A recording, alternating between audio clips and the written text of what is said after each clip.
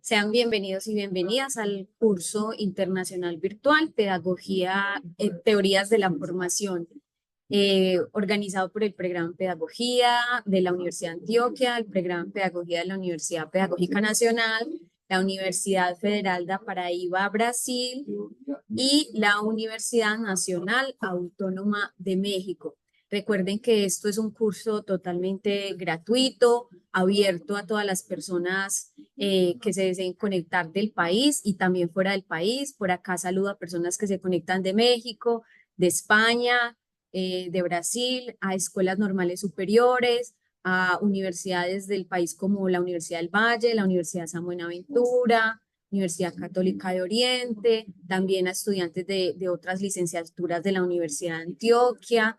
En fin, muchas gracias por conectarse a todas estas personas que pues están pendientes de este curso. Muchísimas gracias. Recuerden que las grabaciones de este curso quedan en el canal de YouTube de la Facultad de Educación de la Universidad de Antioquia y en el canal de YouTube del programa en Pedagogía. Por el chat ya les he compartido las redes sociales para que accedan a las grabaciones y puedan volver a verlas o compartirlas.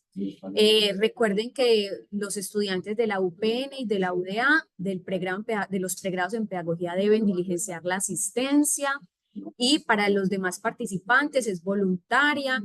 Saludos por allá en Cali, profesor Javier, y también a la Universidad de San Buenaventura Cali, que por ahí vi que nos escribieron.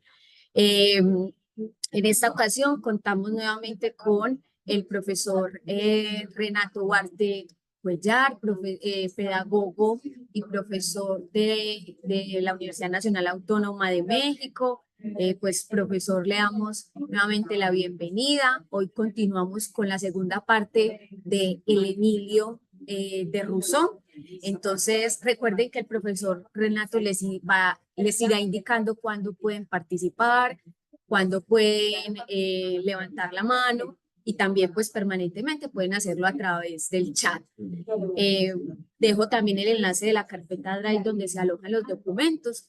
Si por alguna razón no pueden ingresar a la carpeta, yo les voy a escribir mi correo electrónico para que puedan solicitar el acceso. Bienvenido, profesor Renato, y bueno, es toda suya la sesión. Muchas gracias. Gracias, Laura. Una disculpa por el retraso. Solo tal vez un detallito. Me contactaron dos personas que les piden un correo institucional de la Universidad de Antioquia para entrar al folder. Entonces, tal vez, si alguien más tiene ese problema, pues que nos escriba. Bueno, que le escriba al mail que está ahora apareciendo, pregradopedagogía@uda.edu.co, y seguramente los ayudará. Bueno, pues como saben, no sé si hay alguien que, digamos, se integra solo para en esta ocasión. Pero bueno, de lo que se trata, las reglas, al menos de la parte que me toca a mí, es que ustedes pueden comentar cuando gusten en el chat, pueden levantar la mano cuando quieran. Me apoya la gente de la Universidad de Antioquia para em, habilitarles el micrófono. Me gustaría en algún momento que todos tuvieran esa posibilidad, pero bueno, ya llegaremos a esa parte. En lo que, para los que no lo saben y para los que lo saben, se los recuerdo, la idea de la sesión del día de hoy tiene que ver con, pues yo les dejé 20 hojas del libro quinto, o sea, es el inicio del libro quinto del Emilio de Rousseau. Entonces, vamos a tratar de abordar un poco qué sucedió en el libro uno, en el libro 2, en el 3, en el 4, para que nos encontremos en el libro quinto, que es, pues digamos, ya el Emilio está educado y quiere, o más bien, como dice Rousseau, este, le es propio tener una mujer, y entonces aparece Sofía. Entonces, si bien el libro quinto se le ha llamado la educación de Sofía, esto es impreciso, como veremos el día de hoy. Entonces, es nuestra segunda y última sesión sobre Rousseau. A partir de la próxima semana dedicaremos 3 sesiones a Kant. Si no me equivoco, la próxima semana es feriado en Colombia, pero ahora lo confirmamos hacia el final. pero indistintamente de cuándo sea la próxima sesión, dedicaremos 3 sesiones a Kant y concluiremos con 3 sesiones del buen Pestalozzi. Entonces, pues bueno, entonces, pues para los que han estado asistiendo, este, semanalmente. Les recuerdo que me ayuda mucho. Para mí es muy extraño no verles las caras ni nada. Entiendo que esa es la política de la Universidad de Antioquia, pero pueden usar emojis, escribir, etcétera. Entonces, me ayuda mucho saber qué está pasando del otro lado de la pantalla. Entonces, ven, así como hace Gloria, así como hace Melissa. Exacto, por lo menos sé que no están durmiendo.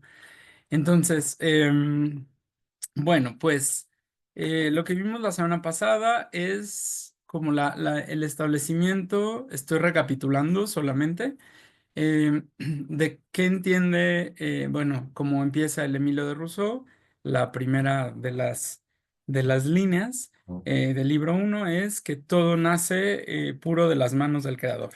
Es decir, hay un presupuesto, y esto es muy común en filosofía, eso que se pone al principio son cosas que, sobre todo en los siglos XVI, pues desde el 16, pero digamos seguro desde el 17 hasta el 19, incluido el 20 también posiblemente.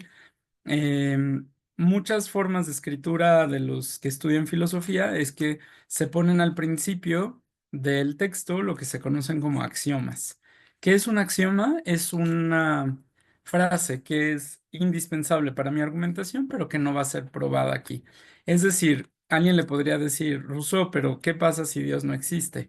Entonces, pues simplemente tiramos el Emilio a la basura. ¿Queda claro? Porque el propio autor ha dicho, yo necesito que, uno, Dios exista, y dos, que partamos del supuesto de que Dios ha creado al ser humano, y tres, que Dios ha creado al ser humano bueno por naturaleza. ¿Sí? ¿Están viendo cómo funciona la forma de argumentar? Entonces, digo, para que se acostumbren, gracias, Melissa. A los demás, tengo 3 pantallas, igual estaré al pendiente. Felipe y Mónica también. ¿Sí? ¿Queda claro? Se presuponen ciertas cosas que después con esas vamos a trabajar, porque no es un texto en donde se debata la existencia de Dios o si Dios nos ha creado, o incluso si Dios nos ha creado buenos por naturaleza. Esto es lo que harán algunos otros autores posteriormente. Por ejemplo, Schopenhauer o inclusive contemporáneos de Rousseau, como puede ser Hobbes, eh, pues va a decir justamente lo contrario, que el ser humano más bien es malvado por naturaleza. Entonces, ven cómo pues hay posturas. Pero entonces, desde esta perspectiva rusoniana, la idea es que hay 3 tipos de educación.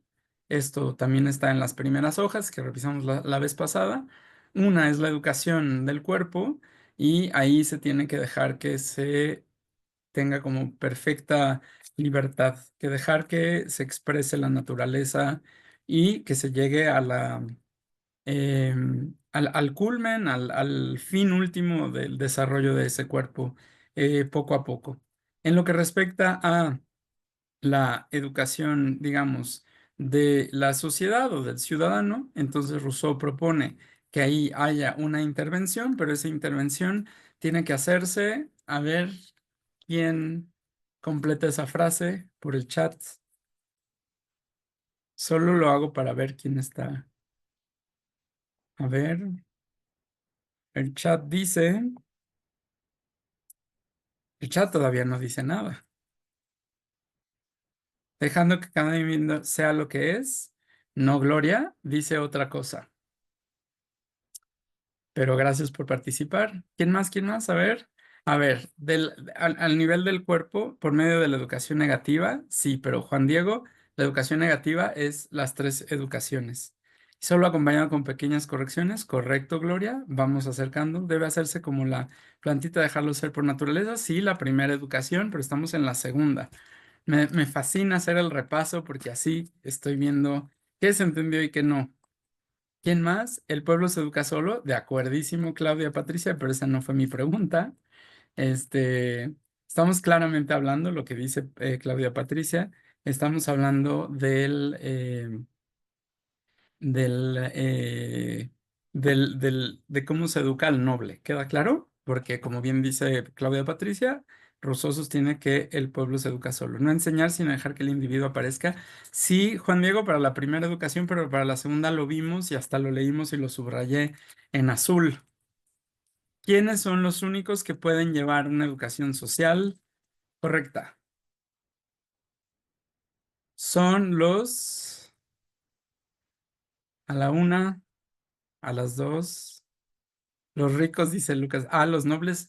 Pues Lucas, Claudia Patricia y Gloria Isabel están equivocados en lo que dicen. Es decir, más bien la cuestión que nos está diciendo Rousseau es que tienen que ser em, instituciones virtuosas. ¿Queda claro? Esta es la respuesta a la segunda educación de Rousseau en el libro primero. Voy a decir lo mismo de otra manera, o como se dice en ese hermoso verbo en castellano, glosar. Voy a glosar lo que está diciendo Rousseau. Rousseau se está dando cuenta de que, ¿se acuerdan que vimos las instituciones desde la primera sesión? Las instituciones pueden ser la familia, la institución puede ser, no sé, el preceptor, la educación pueden ser las universidades, pero Rousseau identifica que las instituciones, que incluye a los padres de familia, que no pueden estar, digamos que no son virtuosos, no van a poder educar socialmente al niño, al adolescente, al adulto. Sí, soy claro. Entonces, la educación natural, le llama a él, hay que dejar que se exprese. En la educación social va a ser solamente las asociaciones o las instituciones, debo decir, que sean virtuosas en sí mismas. ¿Queda claro? Entonces, padres no virtuosos no podrán educar a sus hijos. ¿Se entiende lo que estamos hablando? Las instituciones virtuosas, dice Sebastián, pueden entenderse como el capital institucional de Bourdieu. A ver, Sebastián, como estamos en una clase de teoría, eso que tú haces es un anacronismo. Es decir, no podemos decir cosas de Bourdieu en el siglo XX para con Rousseau, pero podemos como tratar de hacer comparaciones. Em, lo que pasa es que Bourdieu parte de la teoría de los capitales y de los capitales sociales o aquellos capitales que socialmente son valorados en un momento dado. Aquí Rousseau lo está pensando de otra manera. ¿Qué entenderíamos por virtuoso? Exactamente como Claudia Patricia pregunta. Eh, Se trata de personas que logran llevar a los individuos a integrarse a una sociedad. ¿Sí, Claudia Patricia y todos los demás? Es decir, es virtuosa quien logra su fin y por eso discute a Aristóteles.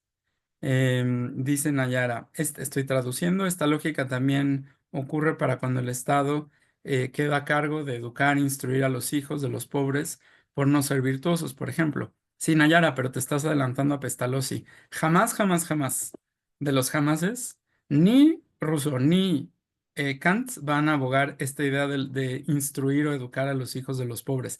Tendremos que esperarnos a Pestalozzi porque será el primer suizo que se le ocurrirá esta idea, pero guarda esa lógica, Nayara, de la que nos hablas para cuando lleguemos a Pestalozzi. Entonces, no sé si a la pregunta de Claudia Patricia contesté. ¿Sí? O sea, ¿cómo lo voy a saber? Por ejemplo, si los padres hacen a gente completamente ensimismada, eh, no abocada al bien colectivo, etcétera, entonces no son virtuosos. Em, por ejemplo, pregunta, ¿y los virtuosos? Pregunta Claudia Patricia en el chat. ¿Y los virtuosos entonces deben ser como, comillas, comillas, letrados que cuentan con saberes para formar ciudadanos? Para Rousseau, si te das cuenta, Claudia Patricia, no necesariamente, porque le pega unas grandes críticas a los filósofos. Es decir, conocer las grandes ideas de los autores de la antigüedad, que para el momento de Rousseau son todos hasta su época, no basta, sino que hay que llevarlos justamente a la práctica. Entonces, en ese sentido, no te sirve de nada citar a Plutarco cuando no estás siguiendo todos sus consejos morales. ¿Sí?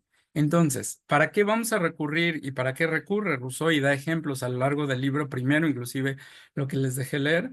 Tiene que ver entonces con esta idea de que no basta con que sean letrados, como dice Claudia Patricia. Letrados quiere decir que yo lea algo maravilloso y luego haga algo que no tiene nada que ver.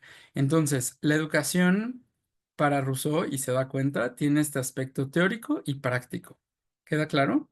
Ya veremos esto la próxima semana con Kant, pero es esta vinculación de la teoría con la práctica y cómo las cosas que yo puedo llegar a leer o incluso sin llegar a leerlas, podríamos entonces llevarlos o aplicarlas. Entonces, ¿qué los hace virtuosos? Es que se confunde con esa definición, pues con el resultado, Claudia Patricia. Ajá. Es decir, tú vas a ver que hay familias que no están capacitadas porque ellas mismas, es decir, vamos a suponer una familia de nobles, sumamente letrados, incluso el padre es filósofo, por decirle de alguna manera, pero tú ves cómo se comporta en la sociedad y entonces no es un buen ciudadano porque miente, porque hace pactos para obtener beneficios personales. Entonces, claramente no es virtuoso por una incapacidad de llevar a la práctica aspectos teóricos de lo que se espera de la ética. Y me pregunta Aldis, tengo una duda. Para el contexto, ¿quién formaba al preceptor teniendo en cuenta que se le asignaba esa tarea educadora? Excelente pregunta, ahora contesto. A hoy, ¿quién o cómo se educan a los padres quienes posiblemente vendrían siendo los preceptores? Uy, bueno, a ver, Alice, me fascina que estén participando, los invito a que lo hagan más.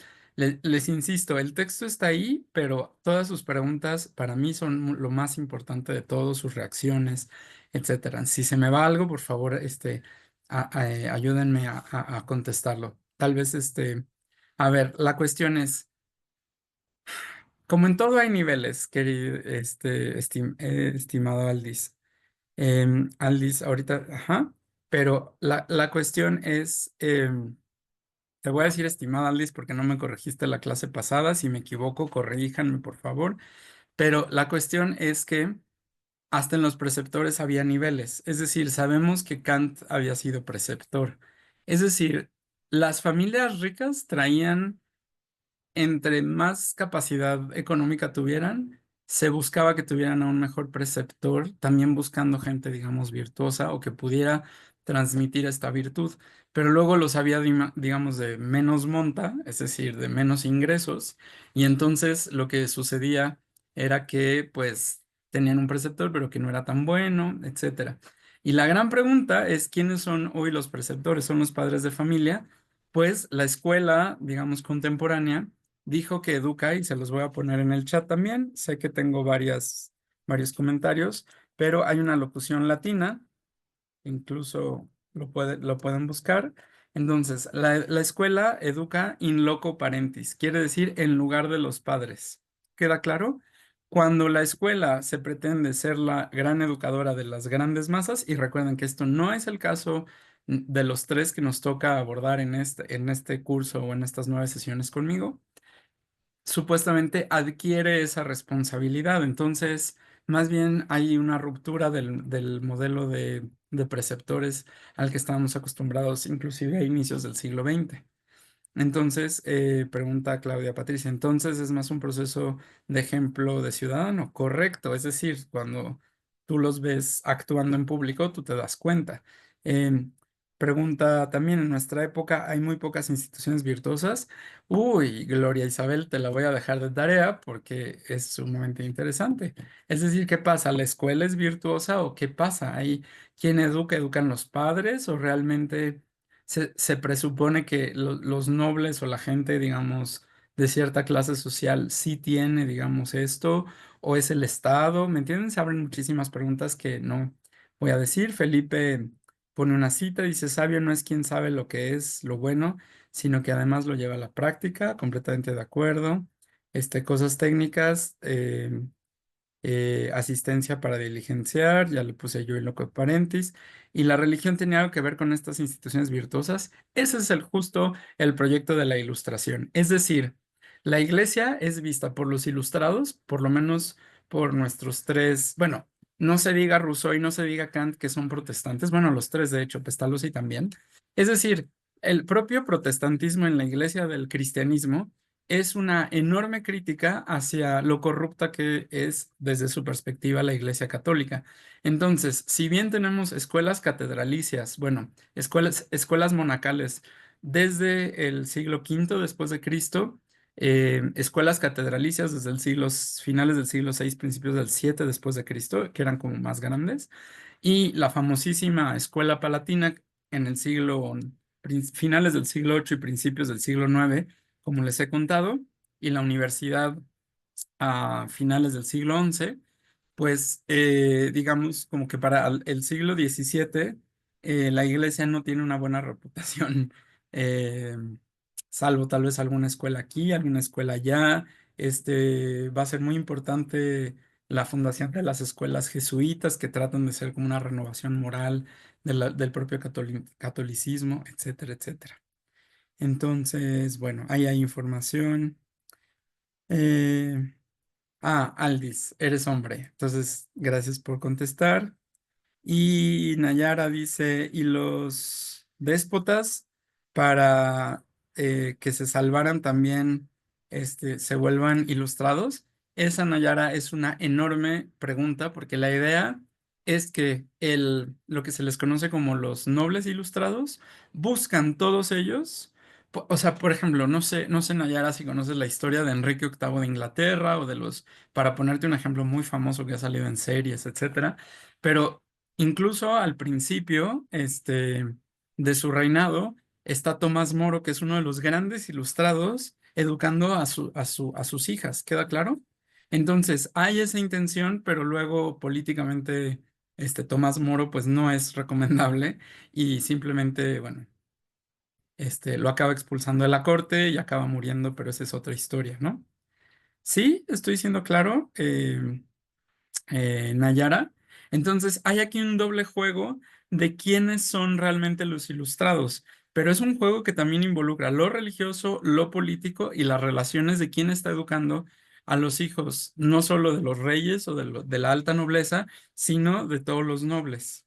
Sí, sí estoy siendo claro, aquí se están jugando muchas cosas, pero se están jugando y gracias al Renacimiento se pone de moda se ponen de moda las formas virtuosas de los antiguos grecolatinos. Entonces, por eso volvemos a leer Aristóteles, por eso se empieza a volver a leer este, a los grandes modelos de la formación del ser humano, como pueden ser, no sé, Demóstenes, Cicerón, quién me está faltando de los grandes modelos de la época. En fin, sí, o sea, bueno, les podría seguir Plutarco, por supuesto, Séneca, etcétera, etcétera, etcétera. Marco Aurelio, por supuesto. Sí, ya el Renacimiento ha rescatado todas estas formas. Este, eh, sí, Nayara pide otro curso, pero bueno, es complicado. Pero para Rousseau, un preceptor pareciera que solo puede o alcanza a educar solo a uno. Exactamente, lo he repetido, Diana, muchas veces. ¿Y que entonces qué hacemos? ¿Se nos tiene que borrar teóricamente o estas preguntas que están poniendo en el chat me parecen tan importantes porque nos devuelve la pregunta, ¿es verdad que se puede tener una educación virtuosa de manera masiva? ¿Sí? O a uno a la vez, dice Claudia Patricia, ¿me entienden? Lo dejo como pregunta. Entonces, bueno, entonces estábamos en las tres educaciones. Ajá. Entonces está la educación natural. A ver, la educación negativa tiene que ser en todas. ¿En qué depende la educación negativa? Es entender cuál es el papel del educador y dejar que la naturaleza actúe en el caso primero. En el segundo, entender cuáles son eh, las instituciones virtuosas. Eso incluye la familia, el preceptor, los amigos, etcétera, etcétera, etcétera, y como veremos, la pareja. Pero el tercero tiene que ver con las cosas del mundo, que tiene que ver ahí hay una mayor mano, digamos, del preceptor o del educador para que el Emilio, este individuo noble que va creciendo, sepa qué hacer con los objetos de este mundo, con lo que hoy en día llamaríamos los recursos, con los libros, con todo lo que lo rodea, es decir, esto que, como nos decía Sócrates la sesión pasada, pueden ustedes encontrar en Locke. Es decir, en Locke no está dividido de esta manera, pero Rousseau necesita esta división tripartita de la educación para ir como gradualmente tratando de mediar la intervención del educador o del preceptor. Entonces, con esto acababa mi repaso porque, bueno, hay detalles, pero este es el libro uno, básicamente, casi todo, y empieza y es un desarrollo que no vamos a leer conmigo, pero lo pueden hacer y creo que no tiene desperdicio, tratar de ir siguiendo cómo el preceptor va acompañando desde el nacimiento hasta la edad adulta del Emilio. Y el Emilio como un constructo literario, como un constructo ideal de cómo se tiene que educar a un individuo, por supuesto que noble, porque ya hemos repetido ad nauseam esta idea de que el pueblo se educa solo, no necesariamente como una crítica, como que el pueblo no debe ser educado, según mi lectura de Rousseau en clave sarcástica, tiene que ser entendido como incluso que los agricultores tienen más como capacidad educativa en su propio contexto que las clases nobles. O sea, Rousseau identifica que las clases nobles, por las instituciones sociales, están echadas a perder. Si no hay mayor comentario o pregunta, pasamos a las páginas del día de hoy, pero no hay reacciones, no hay nada. Hoy no preparé mi té porque ya venía tarde. Nos dice Diana María, muy interesante en el libro 2 describe ese tema y el papel de las nodrizas y el preceptor. Claro que sí. Diana, no sé si te llamó la atención igual que a mí, pero ya Rousseau, o sea, fíjense cómo el preceptor es hombre, ¿sí? Y las mujeres como que tienen este dejo de ellas como que no saben y son como el mal necesario para el niño, pero el preceptor les tiene que decir qué tanto amamantar, qué tanto no consentir. Sí, hay una cosa que a mí me llamó, el tercer tipo de educación, Juan Diego, le llama Rousseau o el traductor de Rousseau, la educación del individuo para con respecto a las cosas. Entonces está la natural, la del ser ciudadano y la de las cosas que lo rodean. Entonces, pero además las tres no es que se den por separado, sino que van en conjunto. Por ejemplo, en el tema que nos ha puesto sobre la mesa de Ana María, esta idea de que las nodrizas tienden a consentir de más a los niños y eso no es conveniente porque eso a lo largo, o sea, a veces confunden su función las nodrizas que pueden ser como muy cariñosas, pero se les olvida y no entienden cuáles deben ser los fines de la educación. Entonces, un niño consentido que siempre quiere ser amamantado cuando sea, que pasando, si no me equivoco, el año quieren seguir siendo amamantados. O sea, que va a ser gente que no va a poder, o sea, van a ser niños que no van a poder integrarse a una sociedad, que van a ser dependientes. Estoy, este, pues tratando de traerlo, o sea, usar palabras de nuestros días, ¿no? Pero pregunta Diana María de cómo identificar el capricho de lo natural, correcto, no era pregunta. Gloria Isabel dice, la educación de las cosas, aquello que aprende el ser humano experimentado con las cosas del mundo, correcto. Sí, pero las cosas del mundo es, para Rousseau, también la forma en la que va a mediar, y esto está inspirado en Locke, toda su relación, es decir, cómo se relacione con los animales, o sea, son europeos, eurocéntricos, humanocéntricos, entonces son los animales, tienen que ver con las riquezas, tienen que ver con la comida, es decir, que no están del todo separadas, y ojo, porque la educación negativa abarca las tres. ¿Queda claro? Por ejemplo, cómo se le educa a un niño, y eso está en el libro segundo, a, por ejemplo, a comer lo que le sea conveniente y a no, a comer de manera justa, por ejemplo. Entonces, claramente, pues seguramente en esa época había gente que comía y se hartaba y eructaba y no. Entonces, había que cuidar eso porque eso seguramente venía de un problema desde la época de las nodrizas. Entonces, había que mediar esta idea de la comida y de cómo uno se sacia y de cómo uno, digamos, es mesurado para con la comida y entonces también uno así es mesurado para cuando uno tenga un puesto público y sea el abogado o un diputado o embajador de tal reino en tal otro lugar, etcétera, ¿no? Em, Exactamente, Diana María. Gracias por hacernos un resumen del libro 2 y de la importancia de ir de a poco, induciendo a reconocer el mundo y sus peligros. Exactamente. De no hacerlos, es que si se dan cuenta es tremendamente aristotélico, en ese sentido de que tú educar es que el propio individuo logre por sí mismo encontrar el punto medio entre dos excesos. Esto lo dice Aristóteles en la Ética Nicómaco, en el sentido en donde no puedes hacer a alguien temeroso, que todo le dé miedo, que caiga un rayo y tenga miedo y cualquier cosa le dé miedo. Y por otro lado, tampoco un temerario que no le tenga miedo a nada. Y entonces el justo medio entre la temeridad, la temerosidad y la temeridad será justamente la valentía. Pero eso, por ejemplo, lo tenemos en Rousseau y lo ha entendido muy bien Locke, que tiene que darse en la práctica. Entonces, ¿cómo haces que un futuro gobernante, parlamentario, noble, no le tenga miedo, por ejemplo, a una guerra? Pues tiene que venir desde el inicio, ¿no? Entonces, Aldis dice, desde la idea de el pueblo se educa solo, con Rousseau es necesario entonces tener siempre diferenciado al pueblo de la nobleza. Emilio y su educación hace parte y es proyectado en la nobleza. Respuesta corta, Aldis, sí.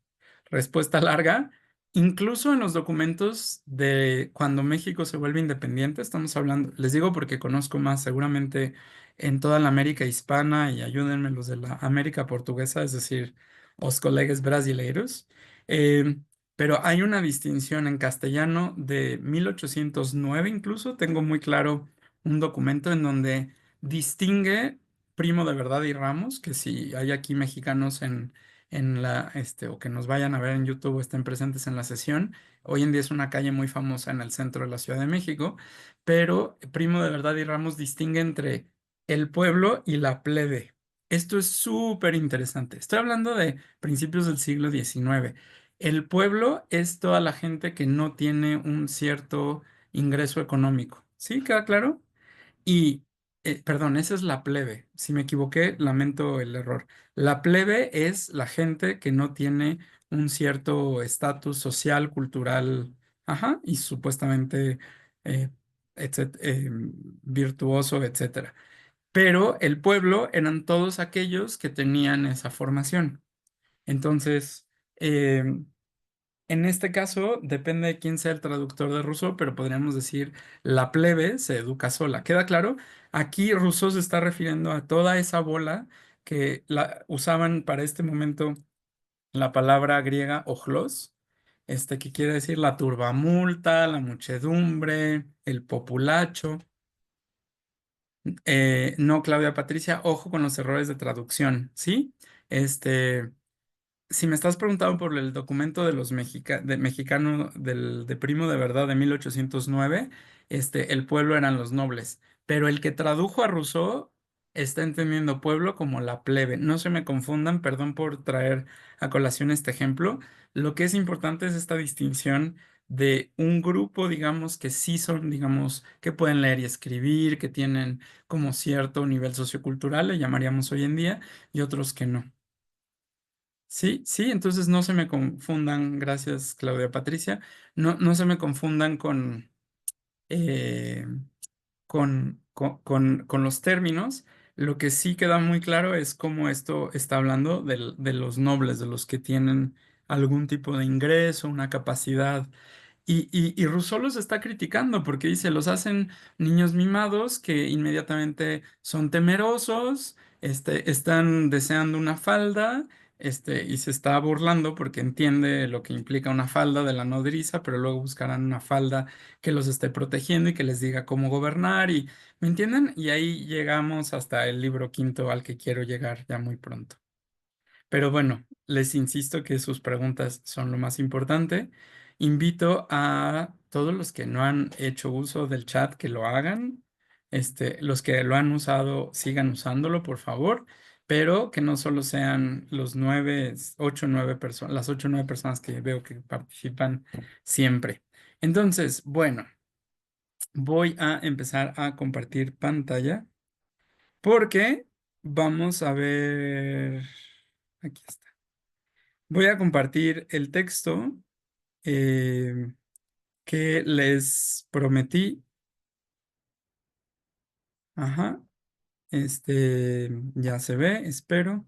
Es otra traducción porque me di cuenta, nunca encontré el tomo 2 de la misma traducción em, que les dejé la vez pasada, pero como lo dice aquí en el texto, les dejé leer de la página 248 a la 268. Entonces vamos a la 248 y tiene que ser el inicio del libro quinto. Entonces, otra vez, no voy a repetir eh, todo el argumento. Simplemente me gustaría que si hay alguna duda, alguna cuestión, que me lo hicieran saber. Eh, eh, bueno, miren, Nayara nos comparte un trabajo de Nilvani Fernández que ayuda a entender y se llama, yo traduciéndolo del portugués, de la institucionalización de menores a la desinstitucionalización de niños y adolescentes, los fundamentos ideológicos de la extinción de la FUNAVEM como solución neoliberal. Si gustan, Nayara o cualquiera, pueden subir directamente al chat este, el documento en PDF y está muy bien, o enviármelo a mi correo y yo haré que se suba a la carpeta. Bueno, pues como dice Rousseau, y hemos llegado al último acto de juventud, pero no estamos aún en el desenlace. Y el libro quinto es bastante, pues es amplio, son 90 hojas, bueno, por ahí de 90 hojas, pero quiero leer esta famosísima introducción. No es conveniente que el hombre esté solo por 5 puntos para sus respectivas casas, sean Gryffindor, Hufflepuff. Aquí hay un guiño de intertextualidad. ¿Alguien puede decir a qué libro está refiriendo esta frase que estoy poniendo en azul? Ahí tengo que abrir esto. Libro de Génesis, la Biblia Génesis, pero les tengo una noticia. Sí, ya dejen de escribir, la respuesta es correcta. Pero bueno, dejen de escribir, quiere decir sigan escribiendo si quieren, pero Gloria Isabel, tienes 2 puntos para tu casa que es Hufflepuff. ¿Por qué? Porque yo lo decidí. No, estoy burlándome de Harry Potter. Si alguien se lo toma muy en serio y no pasa nada. Pero ya vieron cómo hay todo el tiempo y hay aquí, entonces, Emilio es hombre, le hemos prometido una compañera y es necesario dársela. Esta compañera es Sofía. Y esto ha sido súper criticado. Yo leí una tesis sobre la educación de Sofía en donde justamente la tesis empieza con una cita que es esta: no conviene al hombre estar solo. Esta compañía es Sofía. Díganme ustedes, ¿cómo se educó Sofía? La respuesta es: no sabemos. ¿Sí? Simplemente la encontramos. ¿Dónde está su albergue? ¿En qué lugar la encontraremos? Para encontrarla es indispensable conocerla. Debemos saber primero lo que es y luego acertaremos más fácilmente el sitio donde habita, y cuando la encontremos todavía no estará todo terminado. Fíjense, cita de Locke: puesto que nuestro gentilhombre está para casarse, es hora ya de que le dejemos con su amada, dice Locke. Y con esto da por terminada su obra. Yo, que no tengo el honor de educar a un gentilhombre, ¿ya vieron? Es una cosa súper interesante cómo le está contestando a Locke, porque Locke está educando al noble inglés. Rousseau dice literalmente, él no quiere educar a un noble inglés. Es decir, no quiere educar necesariamente a alguien que sea de la nobleza. Me guardaré de imitar a Locke en este aspecto. O sea, se puede hacer una tesis de cada una de estas partes, ¿no? Dice Sebastián, puede ser un juego lingüístico con la palabra que significa sabiduría. Sí, habría que ver justamente, por ejemplo, Sebastián, si tú quisieras hacer un ensayo sobre esto, habría que revisar justamente a quién se está refiriendo eh, esto. El mundo de Sofía, Marta, No es necesariamente porque recuerda que Sofía es la palabra que se usa para filosofía. Entonces, a mí me parece que la novela más bien se refiere a eso, no tanto a esta Sofía, sino que más bien esta Sofía y la otra Sofía se están refiriendo a la sabiduría, ¿no? Entonces, Sofía debe ser mujer como Emilio es hombre, o sea que debe poseer todo lo que conviene a la constitución de su sexo y especie, con el fin de ocupar el puesto adecuado en el orden físico y moral. ¿Ya vieron? Emilio considera que hay un orden físico y moral. Por tanto, comencemos, tararán, y lo que quiero hacer, y ahí, sí, no sé si hasta aquí alguien quiera decir algo. Por cierto, lo que dice Sebastián lo hace todo el tiempo Rousseau, todo el tiempo está jugando con la palabra, con las palabras, etcétera. ¿Dudas, preguntas hasta aquí? A ver, pregunta técnica, Laura, si me pueden ayudar. Si yo los mando a sesiones para que hablen de dos, tres, de pequeños grupos, ¿se activan automáticamente sus micrófonos? Es decir, lo que quiero hacer, ahora lo que me contestan de la universidad, es que no los quiero mandar a grupos pequeños a discutir esto, este, si van a estar, sin capacidad de hablar, ¿no? Gloria nos comparte que este libro es bien interesante en este contexto actual de los feminismos y las nuevas masculinidades. Correcto. De acuerdísimo, y por eso a propósito se los dejé y me brinqué el libro 2, 3 y 4.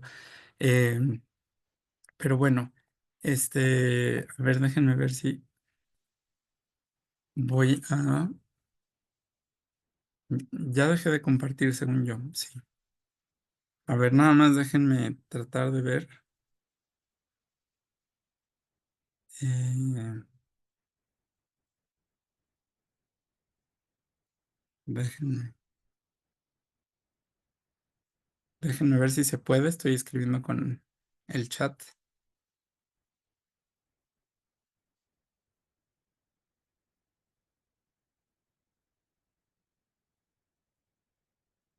No, ya pregunté para que no los vaya yo a mandar así.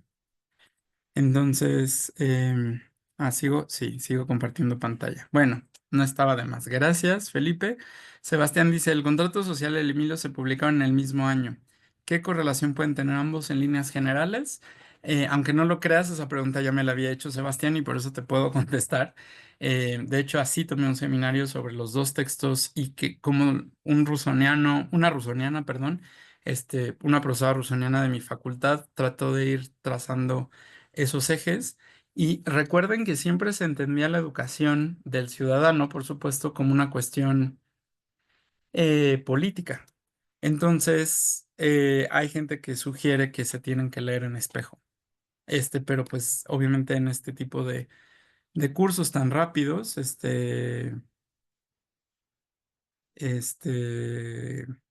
estoy viendo la cuestión.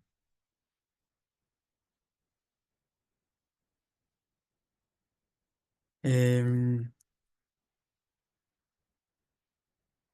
ese vínculo es casi natural en todos los teóricos de la educación. Nayara dice, esa ley de la naturaleza que el débil tiene que sujetarse o que subyugarse al fuerte se encierra solo en esta relación Emilia y Sofía o es más, eh, abarca más, digamos. Nayara, esto, si te das cuenta, no está planteada, al menos así a primera luz, entre la naturaleza del fuerte y el débil, aunque claramente se sobreentiende esto. Hmm, no estoy seguro porque Rousseau no te podría contestar, Nayara, si sobrepasa esta relación entre Emilio y Sofía.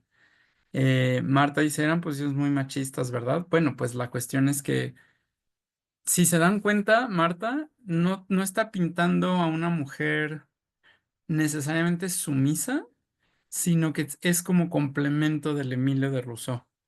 Dice, la mujer escuchaba pero no podía intervenir con disertaciones sino hasta el siglo XX. Antes estaba muy detrás del hombre. Muy raro ver a una mujer interviniendo ni que se le dejara intervenir. Sí, pero tiene que tener una formación, ¿no? Sí, exactamente. O sea, como que la mujer va a ser mujer porque para Rousseau, como vimos con este guiño bíblico, a que hay algo como ontológico o esencial o natural en la mujer que igual que el Emilio tiene que dejar que se exprese.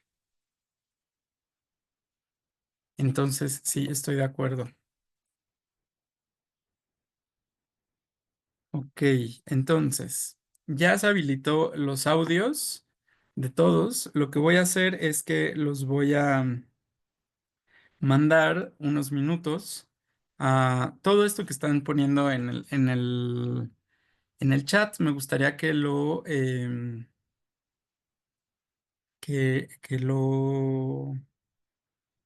¿cómo se dice? Que lo discutieran en pequeños grupos. Voy a hacer grupos de 3, 4 personas. Tienen habilitado el audio. em, Entonces, lo único que tendrán que hacer es darle clic y les voy a avisar cuando falte un minuto. Vamos a estar alrededor de unos 12, 15 minutos, cuando mucho, discutiendo esto que, que hacemos, los que se tienen que ir, etcétera, adelante. Entonces, ahora Martín y todos los que se quedaron, si quieren, retomamos. ¿Cuál es la actividad? Es compartir con los colegas de estas 10 hojas que les compartí, qué les llama la atención, cuál es su postura y cómo esta relación entre Emilio y Sofía se puede entender como parte de una teorización de la formación, tanto del hombre como de la mujer, del noble. Sí, entonces, ese es en general, sí, Felipe. Espero haber sido claro. Hay un montón de preguntas de nada más el inicio.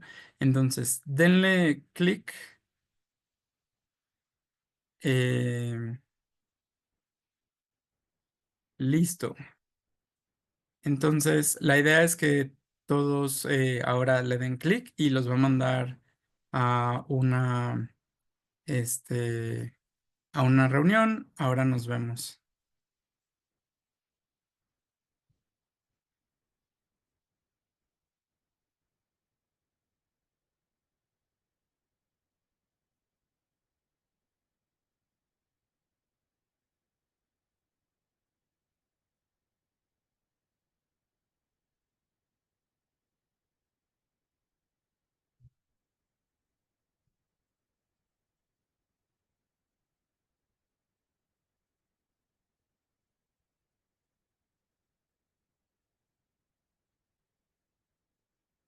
Bueno, estoy revisando que en todos los grupos por lo menos haya 2 personas.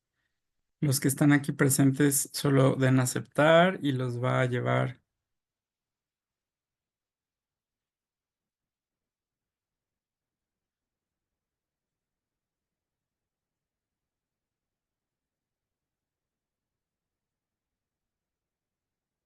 A ver, en la 1, en la 2 solo hay una persona.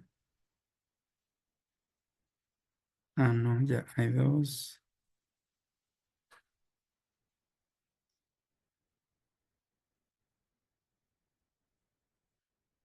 Los que estén aquí presentes, por favor, acepten.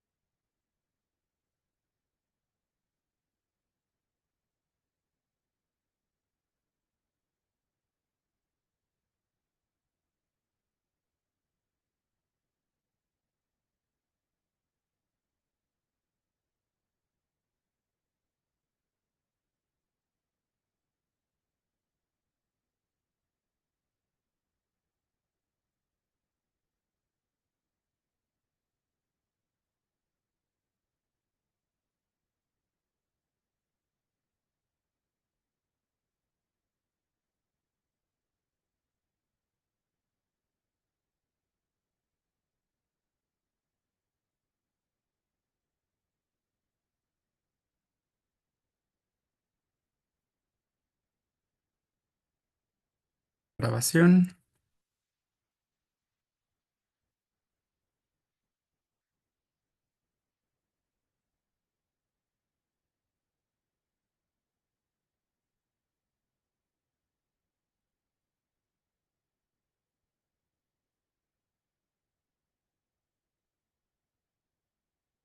En 10 segundos estarán aquí todos los compañeros.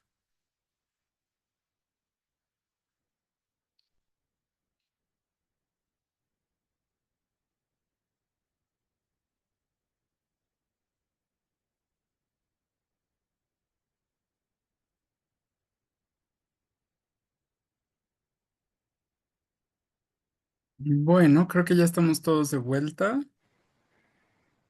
Sí, estábamos hablando cuando fue la señal. Muchas gracias. Muy bueno el ejercicio con la compañera. Muchas gracias. Sí, sí, gracias. Tenemos habilitados los audios. Yo sugiero que los usemos con, o sea, otra vez hablando de libertad y todo eso. A mí me parece bueno, yo respeto la decisión de la Universidad de Antioquia de no prender los micrófonos para que no sucedan cosas, así se me dijo. Pero bueno, normalmente yo soy más de estar todo el tiempo hablando. Em, Más allá del link que pide Kelly, me gustaría saber si alguien quiere por el chat o prender el micrófono, levante la mano y le doy la... Yo creo que Patricia podía dar un resumen de lo que estábamos hablando. Patricia. Si en lo que Patricia se anima, vamos a darle la palabra a Sebastián. Adelante. Buenas tardes, compañeros. Buenas tardes, profe. Ahorita compartía con mi compañero Felipe en ejercicio de reflexión. Nos preguntábamos bueno, por todo, ¿no? El contrato social, la relación que existe contextual del Emilio, y hablábamos del simbolismo. Yo le comentaba ahorita de que existe una relación simbólica con la palabra Sofía que yo percibo del mismo, o sea, como de la misma manera. Encontré acá en una búsqueda que el nombre Emilio proviene del vocablo Emilius, que pertenece a la jensa Emilia y significa rival.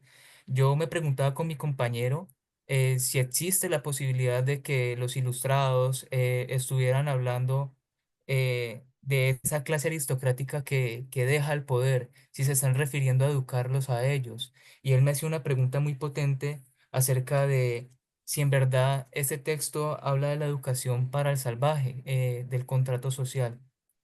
Esa sería como nuestra Ah, disertación. sí, la cuestión es que, a diferencia de otros, para Rousseau, en el momento en que se firma el contrato social, y gracias por tu participación, Sebastián, em, él en su discurso sobre el desarrollo de las lenguas, dice que ya todo individuo que ha desarrollado una lengua deja de ser salvaje. Entonces, en ese sentido, esa transición ya no funciona para el contrato social. El contrato social es una forma en la que los seres humanos hemos entendido que tenemos que firmar como una especie de contrato colectivo para que todos podamos tener vivir, digamos, de manera, pues si no armoniosa, por lo menos ceder en el gobierno las posibilidades de administración del espacio público. Entonces, pero nada más agregando Emilio, viene del griego aémilos, que quiere decir el de sangre pura. Entonces, otra vez, ¿a qué le hacemos caso? ¿Al principio de yo no estoy hablando del gentilhombre? ¿O le hacemos caso a la etimología de aémilos, ¿no? Que es el de sangre pura, el de sangre noble. En lo que le doy, sigue Melissa y luego Claudia Patricia, pero Daniel nos dice, aunque las ideas de Rousseau sobre el papel se movió. Aunque las ideas de Rousseau sobre el papel de las mujeres representadas en Sofía son criticables desde una perspectiva contemporánea, podemos rescatar aspectos positivos de su propuesta educativa. Su enfoque en la educación centrada en el niño, la importancia de la experiencia y la naturaleza y la promoción de la libertad y la autonomía son principios que siguen siendo relevantes hasta hoy en día. Correcto. Todos los de la escuela nueva van a haber leído a Rousseau. María Montessori leyó a Rousseau. Entonces, esto que trae a colación Daniel es importante. es importante, perdón, es que ya estaba leyendo, adaptando estas ideas a un contexto de igualdad de género y empoderamiento femenino, podemos construir una educación más inclusiva y justa, donde tanto hombres como mujeres tengan la oportunidad de desarrollarse plenamente y contribuir a la sociedad en igualdad de condiciones. Ok, Melissa, adelante. Bueno, buenas tardes. Y nosotras éramos 3 mujeres en el equipo. Entonces se nos fue muy difícil no caer en anacronismos. O sea, realmente es una obra que uno lee, o sea, uno tiene que estar muy bien parado para no, digamos, para no caer en anacronismos y para no juzgar pues como con categorías actuales esas cosas del pasado. Aún así, creemos parte de la reflexión, también la centramos en, o sea, eso todavía, eso no, eso en realidad eso ni siquiera pasa de moda. O sea, hay muchas cosas que aún son así. Sobre todo por esta parte, pues como principal, y es que la relación de educación-sociedad sigue siendo supremamente importante, así como para Rousseau era importante, y él lo menciona, por ejemplo, en la educación de Sofía, para ser una buena madre, para ser una buena esposa, no sé qué. Lo mismo pasa ahora en términos de que la relación de la educación está netamente ligada a qué queremos, cuál es el ideal de sociedad que necesitamos hoy en día. Entonces, realmente, claro, las categorías cambian, pero ese punto en común de que la educación hace a la sociedad, pues como a la gente que va a salir a la sociedad, sigue siendo exactamente igual. Y en tanto, pues eso uno podría reflexionar en puntos en común.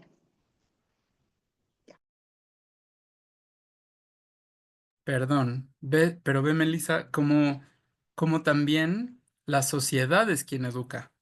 ¿Me entiendes? Es como un círculo que puede volverse vicioso y eso es lo que quiere romper Rousseau. Es verdad, podemos criticar que como que Sofía se educa sola un día, pero en realidad está pensando en una mujer también distinta, porque sería contradictorio con todo el libro que la madre de los hijos de Emilio, con todo y lo que podamos criticar de su perspectiva sobre la mujer, etcétera, pero no puede ser cualquiera, sino que tiene que ser una persona también educada en un cierto sentido. Es decir, tiene que ser una mujer en todo el sentido de la palabra natural, de su relación con la sociedad, entender cuál es su lugar, etcétera, etcétera, etcétera. Entonces, digamos, sí, Melissa, pero lo estoy como cerrando porque entonces, ¿dónde rompes? Claudia Patricia, adelante. Bueno, profe, muchas gracias. Estábamos discutiendo con mi compañero, creo que mi compañero era Martín Arnulfo, perdóname compañero si me equivoco, soy muy mala por recordar nombres. Sí, sí, no, muy buena memoria. Ah, bueno, estábamos hablando del texto, es muy interesante porque el capítulo 5, bueno, el libro 5 comienza a plantear a la mujer como, ah, sí, qué bueno que hablamos video, porque las expresiones faciales ayudan más. Mi profe, comenzamos a hablar de la mujer, bueno, se comienza a hablar de la mujer como lo que critican las feministas hoy día, la mujer subyugada, la mujer que no tiene como el poder, como el lugar, pero vos vas leyendo y te vas dando cuenta que lo que hace Rousseau es darle un lugar de astucia a la mujer. Ujú. Eso era lo que estábamos hablando con Martina ahora. Entonces, la mujer subyugada, el hombre poderoso, pero al final habla de que ¿por qué pasa esto? Porque la mujer hace que el hombre sienta ese poder, que el hombre sienta, entonces el hombre realmente, aquí no es que el fuerte dependa perdón, el débil depende del fuerte, sino que el fuerte depende del débil porque es la mujer la que sacia las necesidades del hombre, porque es la mujer la que adquiere algunos comportamientos para obtener lo que ella quiere del hombre. Estábamos leyendo aquí, se nos cortó la llamada porque él habla pues de que por qué la mujer presenta flaqueza, por qué la mujer cede su voluntad, por qué la mujer se rinde. Habla incluso de que la mujer, lejos de sonrojarse de su debilidad, presume de ella. Entonces dice, eh, aparentan que no pueden alzar del suelo ni los más ligeros pesos y les avergonzaría ser fuertes, pero ¿por qué lo hacen? No solo por parecer delicadas, sino por una precaución más astuta. Desde muy lejos buscan disculpas y el derecho de ser débiles cuando lo crean necesario. Es decir, que si lo vemos de esta manera, él no está mostrando a la mujer débil e incapaz, al contrario, la está mostrando tan capaz que tiene la astucia de hacer que el hombre que supuestamente es más fuerte, pues dependa de ella y de su debilidad que la usa pues cuando le conviene. Entonces me parece muy, pues desde lo que comprendimos Martín y yo, muy chévere el planteamiento, porque lejos Ujú. de minimizar la mujer, al contrario, la hace más astuta que el hombre. Claro, ese es el punto con Rousseau siempre, que yo no creo que esté viendo a una mujer débil por naturaleza, porque recordemos que la mujer va a tener su desarrollo natural, es decir, no sabemos cómo es en el caso de Sofía. Pero la mujer aprende a ser mujer, fíjense qué cosa más fuerte, las instituciones sociales en las que se ha visto envuelta. Entonces, la cuestión es que la mujer, lo que parece que, a partir de lo que Claudia Patricia y Martín discutieron, es que no es débil por naturaleza, sino que la sociedad la hace ser así. Es decir, y que en realidad no es que sea débil, sino que aprende a ser astuta ¿me entienden? Eso es lo que ha aprendido en su relación para con los otros. Entonces, a mí me parece que es un texto en donde, si bien tampoco no es un texto feminista, al menos para nuestros estándares, para la época era que no cualquiera podía ser la esposa de Emilio, sino que tenía que ser también una mujer que tuviera esas cualidades y esa, llamémosle, educación o formación para que pudiera complementar al Emilio y que fuera como su fortaleza y todo lo que va describiendo en el capítulo quinto. Entonces, completamente de acuerdo contigo, Claudia, Patricia y Martín Arnulfo. Y hay una cosa que, pues de lo que yo he entendido de Rousseau, le decía a Claudia, es que él siempre como que venía rechazando el status quo o lo que venía haciéndose en ese momento. Y entonces un llamado al hombre a ser más, pues el hombre con tanto, pues en términos genéricos, a apropiarse más de arreglar, de dirigir la vida. Entonces, tanto el hombre como la mujer, pero la mujer ahí se muestra justamente que en esa aparente debilidad es la que tiene el poder bajo, como digamos, detrás de cortinas, ¿cierto? Y que es la que en muchos casos mueve la sociedad. Yo le preguntaba a Claudia que me parecía raro que las mujeres en la sociedad en ese momento no copiaran algo que también había dado mucho en la monarquía, y era que muchas mujeres habían sido el poder. Entonces, ¿por qué no se mostraban también como empoderadas en esa parte de la sociedad, ¿cierto? Al ser ellas reinas, al ser ellas ejecutoras y líderes, digamos, de ese pensamiento político o administrativo del reinado. Sí, de acuerdo. O sea, Rousseau se está moviendo en esa distinción, pero vean, lo genial de Rousseau es que no le otorga una cuestión natural a la mujer. O sea, sí hay unas cuestiones naturales, pero esas van a ser atendidas. O sea, que una mujer llegue a ser mujer, lo tiene que ser en la parte natural. Pero en la parte social tendríamos que como que replantear, nos da la oportunidad de decir, es la sociedad quien está forjando a la mujer. Y eso sí es muy innovador para el siglo XVIII. Es decir, no se nos olvide también que Rousseau tuvo contacto con mujeres muy poderosas. Ya para esta época, ha escrito una de las que se les considera, de las primeras feministas. Les estoy poniendo su nombre, una francesa de nombre Olympe de Gouges. Si alguien la quiere buscar, era una mujer ilustrada que no le tiene nada que pedir a Rousseau, pero pues como es mujer, pues no la conocemos en la historia de la filosofía.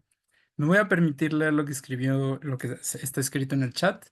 Nayara decide escribir, dice, salimos con más dudas, nos dice. En Rousseau, dice, ser débil es dejarse llevar por la voluntad. ¿Es así ser virtuoso?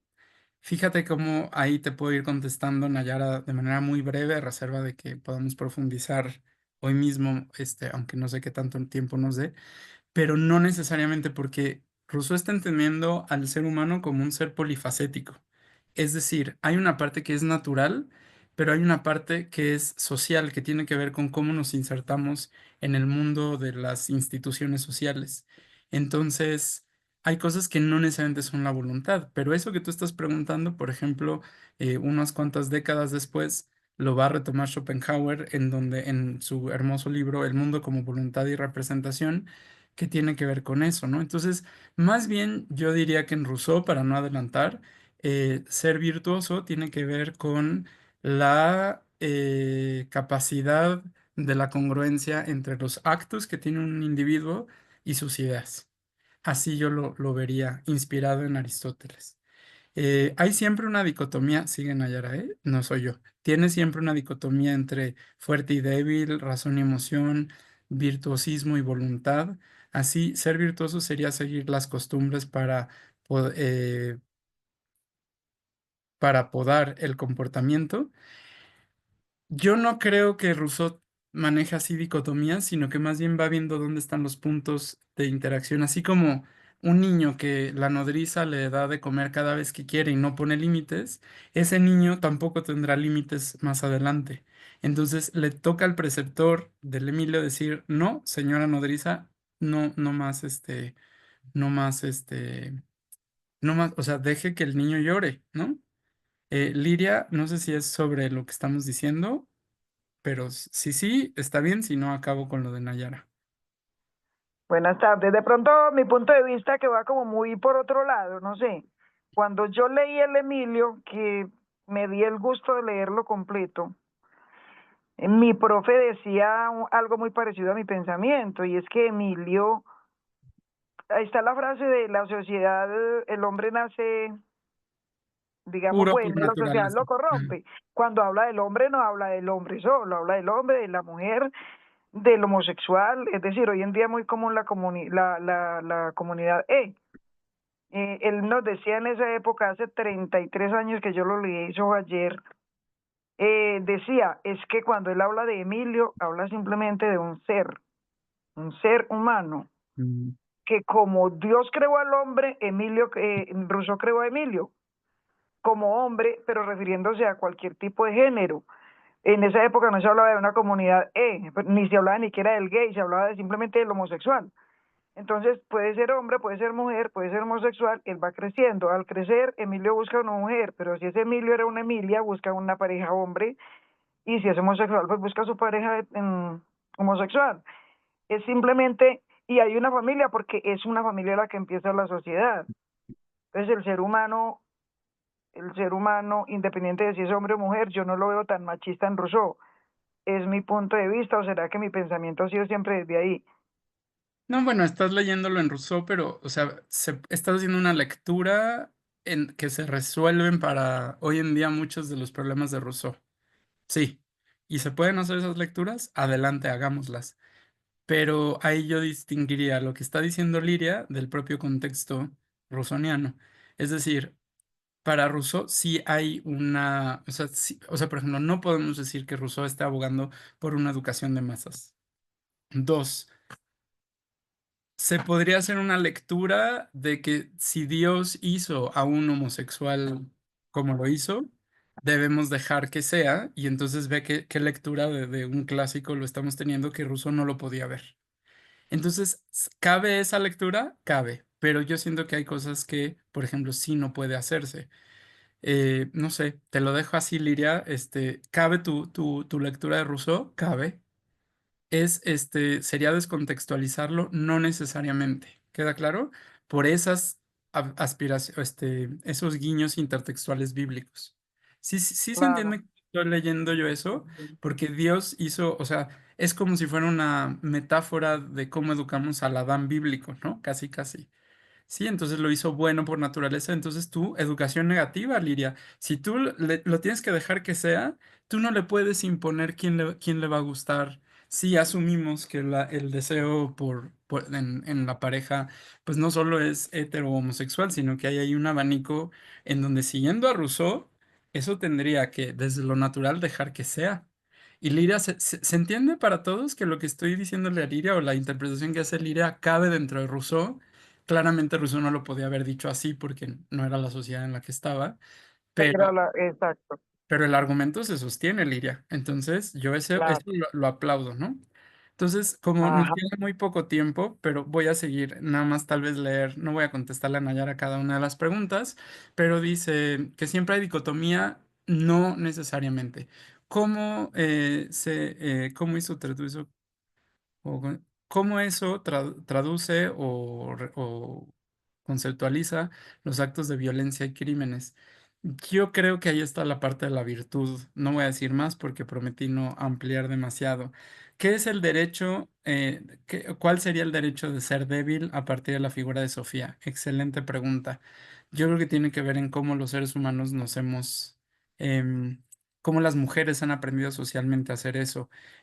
Finalmente, afirmar que los dos sexos no son iguales en deberes y perderse entonces cómo camina, cómo avanza el entendimiento hasta el discurso de que somos iguales y ser el sexo débil, discurso común hoy, podría ser fundamentada ahí, podría ser, o más bien como acabamos de ver con el comentario de Liria, etcétera. Dice, discúlpenme por tener tantos equívocos, o sea, tantas dudas, pero son las dudas, ¿eh? Las dudas. Gracias, Nayara. María Cecilia dice, hay dos cosas. La conducta machista que tiene la sociedad de hoy es fomentada por la misma mujer, es verdad, totalmente de acuerdo. Claudia está de acuerdo conmigo.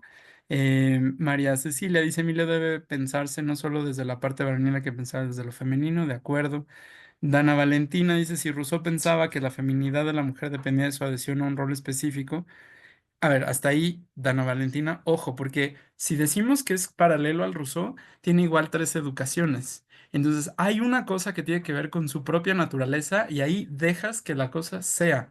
No te metes en cómo esto que les conté hace como 2 sesiones, no, o no recuerdo si lo hice hace 2 sesiones o la sesión pasada, del carácter.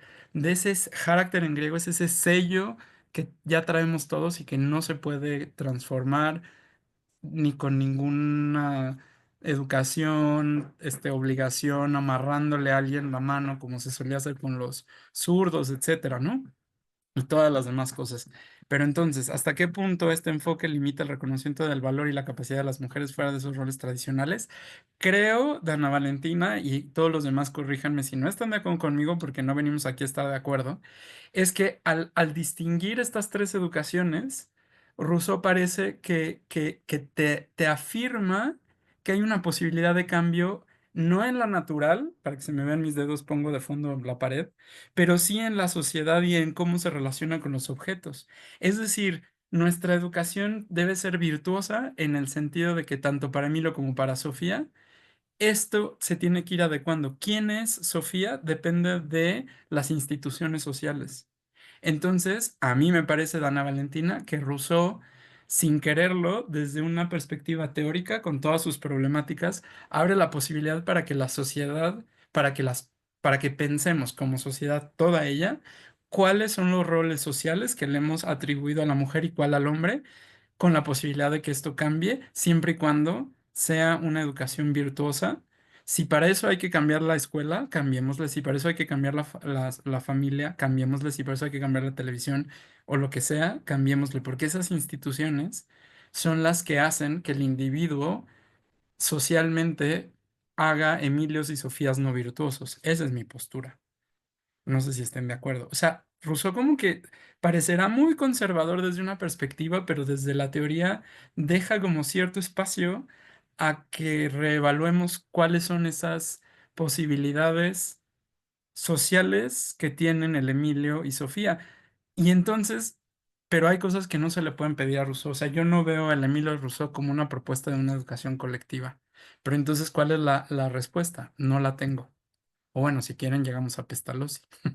Es decir, sí tengo la respuesta, se llama Pestalozzi o Pestalozzi, si lo quieren en italiano, ¿sí? Porque ahí parece que Pestalozzi le está criticando a Rousseau y da una propuesta.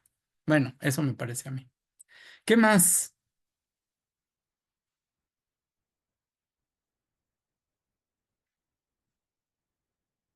Usen micrófono, chats, emojis.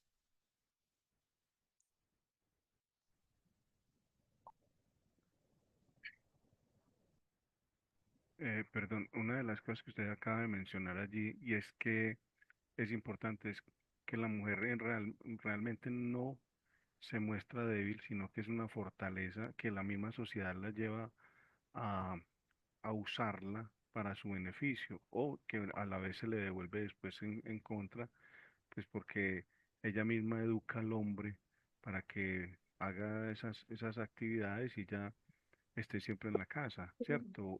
ella esté como esperando clasificando ese hombre para que ella pueda estar en la sociedad. Y también hay una cosa que se muestra ahí y es que la mujer también está como con un perfil o unos Mm. características de actuar en la sociedad de una manera que la llevan a ser clasificada como apta pues para estar en matrimonio, en familia, ¿cierto? Entonces se van creando unos perfiles, unas características, pero a la vez esas características refuerzan dentro de una debilidad aparente una forma de llevar la familia, de llevar la sociedad.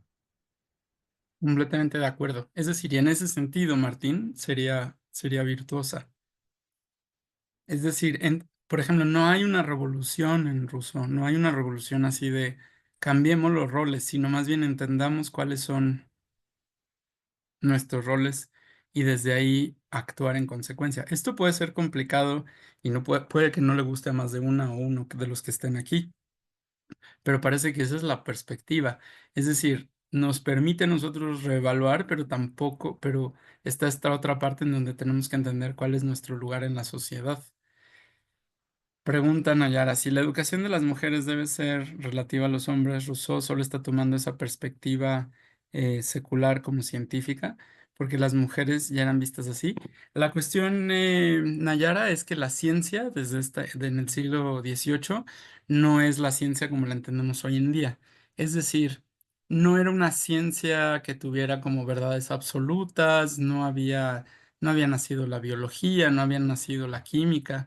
Entonces, más bien estaba Rousseau en estas academias de ciencias y artes, siendo como tratando de encontrar, que hoy en día llamaríamos filosóficamente, la naturaleza de cómo el ser humano debe ser educado para incorporarse en una sociedad con leyes y a partir del contrato social. ¿Sí? Entonces, lo que te está dando Rousseau, más allá de la discusión sobre la ciencia, o como la entendemos hoy en día, está dando la posibilidad de que entiendas cuáles son las tres educaciones del Emilio y cómo debe el preceptor educador educar a un niño desde que nace hasta la edad adulta, o en este caso, lo que estamos discutiendo el día de hoy, a una mujer. Aunque, si ustedes se dan cuenta, este pues no sabemos o sea, como que dice, bueno, Sofía tiene que educarse de manera no igual, pero digamos, eh, como en espejo para lo que es ella misma. Entonces uno tiene que como que presuponer todo eso y dice, ahí donde Locke acabó su tratado sobre la educación, como diciendo, en el momento en que encuentre a su pareja casi que natural, acaba mi papel como preceptor. Para Rousseau no, porque dice hay que permitir que esa relación entre Emilio y Sofía también sea parte de ese proceso educativo. Pregunta Javier, ¿es adecuado asumir que la educación en Rousseau consiste en educar desde el estado natural espontáneo para lograr la socialización a través del salto del gobierno, del adulto al gobierno de sí, o como diría Kant, para la edad adulta? A ver, Javier, casi me estás preguntando, me estás haciendo el comercial para la próxima semana. Yo lo que dije hace no sé cuántos minutos, pero como una hora, em, que para Rousseau no están separadas las tres educaciones, sino que vas bien con el ejemplo de la nodriza que ponía una de tus compañeras. Yo trataba de explicar cómo una cuestión que es natural, es decir, ser amamantado es una cosa natural, punto. Ahí no hay discusión. Pero ¿qué, como decimos en buen mexicano, qué tanto es tantito? Sí, pero nosotros siempre decimos tantito, tantito, tantito, pero ¿qué tanto es tantito? Quiere decir, la nodriza para Rousseau parece que no conoce cuáles son esos límites y las implicaciones de que se le debe comer al niño cada vez que lo desee. Porque la cuestión es que hay un como instinto, pero muy pronto hay como una cuestión social de su relación para con los objetos que deja de ser simplemente una cuestión natural. Por ejemplo, esto lo vemos desde el libro primero, pero también en el libro segundo. Entonces, eso para mí es en Rousseau. En Kant vamos a llegar a esa cuestión de la edad adulta y vamos a hablar kantiano ya a partir de la próxima semana. Sí, de nada, Javier. ¿Algo más? ¿Comentarios? ¿Dudas?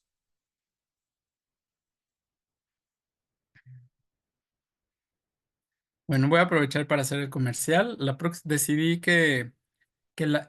bueno, siempre decidí porque Kant es tal vez un poco menos lírico y es más así argumentativo, pero que las próximas 3 sesiones se dediquen a Rousseau, diré a Kant.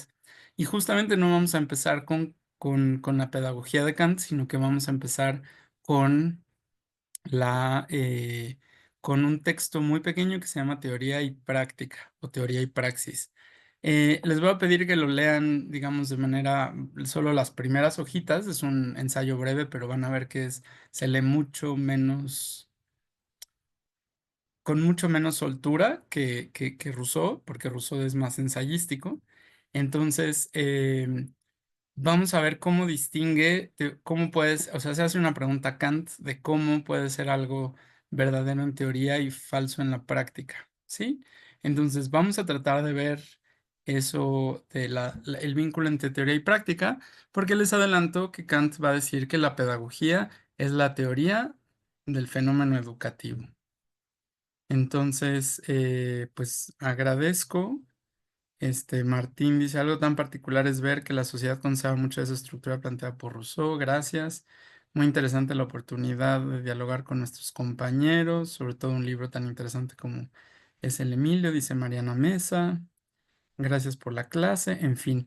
Bueno, esto fue una muestra gratis de lo que es el Emilio de Rousseau, pero voy a tratar de rescatar siempre, acuérdense que estamos en esta triada entre Rousseau, Kant y Pestalozzi, y vamos a tratar de ver el individuo, la sociedad y las instituciones y cómo entre estas tres está la formación implicada. Entonces, espero que todos hayan ya registrado la matriculación. Sigo leyendo lo que ponen en el chat. Em, si tienen problemas para ingresar a la carpeta, desde el día de hoy voy a enviar el texto. Y recuerden que en el texto, en el propio título del PDF, están las páginas que ustedes tendrán que leer. ¿Sí? Si alguien se quiere seguir, adelante. ¿No? Entonces, por favor, así sería. Y pues, nada más duda porque el próximo lunes es feriado en Colombia. Nada más confírmenme, por favor. O yo estoy confundido, Sí, es que... profe, sí, es feriado. Ah, Lo entonces, llamamos festivo. sí, festivo, exactamente. Entonces, no va a haber clase la próxima semana. Ese festivo, entonces nos veremos dentro de 15 días. ¿Queda claro? El lunes. Entonces, pero igual tal vez aproveche para enviarles otras cositas de Kant, porque van a tener más tiempo. Ujú. Entonces voy a poner teoría y praxis como obligatoria y algunas otras lecturas optativas para que tengan mayor contexto de la filosofía kantiana. Bueno, pues hasta aquí llegamos. Muchas gracias a todos, a todas, a todos los que se conectaron y los que nos van a ver en Facebook. Y exactamente, nos vemos el lunes 31, como dice Luis Arias. Y yo no puedo, Claudia, los martes, así que son 9 lunes. Igual tendremos las vacaciones de Semana Santa en medio, en fin, pero por lo pronto nos vemos dentro de 15 días. Cuídense mucho, nos vemos. Listo, profe, muchas gracias. Hasta luego. Muchas gracias, profe.